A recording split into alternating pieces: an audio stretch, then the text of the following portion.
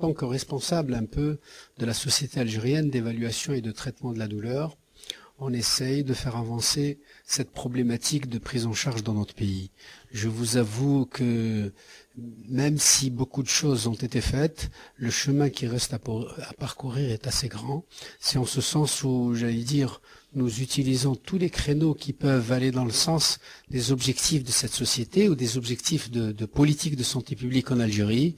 Et je pense que des journées comme celle d'aujourd'hui, des praticiens de la région de Blida, est extrêmement utile parce qu'un des aspects extrêmement important aussi, c'est d'initier les gens à un domaine qui est celui de la douleur, qui est somme toute relativement récent et pour certains, dans un cadre encore un peu plus large, de la formation médicale continue. Donc en ce sens, je pense qu'on est très content aujourd'hui d'être ici parmi vous.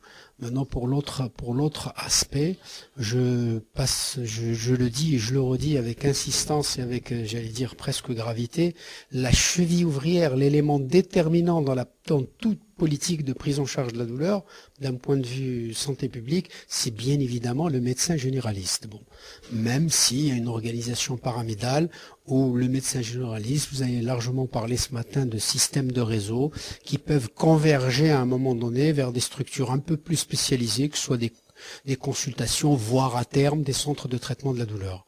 Donc voilà à peu près ce que je peux dire et des objectifs un peu que nous nous sommes assignés à travers cette société savante.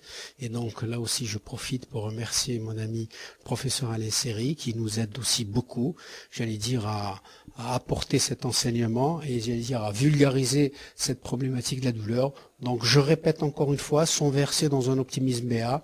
Il reste un chemin à parcourir qui est assez lent, même si on peut gratifier l'ensemble de la société et des différents acteurs qui s'occupent de ça, quand même de certaines avancées qui, j'allais dire, apportent beaucoup dans ce programme précis de prise en charge de la douleur. Oui, alors le questionnement, la problématique de la formation et de certaines formations spécifiques à des techniques particulières. D'ailleurs, vous aurez remarqué que j'étais un tout petit peu intervenu.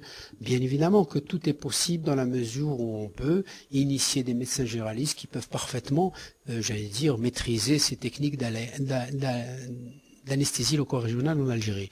Donc je pense que ça c'est une étape parmi tant d'autres. Je reste aussi très ouvert avec d'autres camarades et nous sollicitons nos institutions pour aller dans un sens un peu plus large de compétences en matière de prise en charge de la douleur de façon générale et pourquoi pas certaines techniques particulières comme la LR.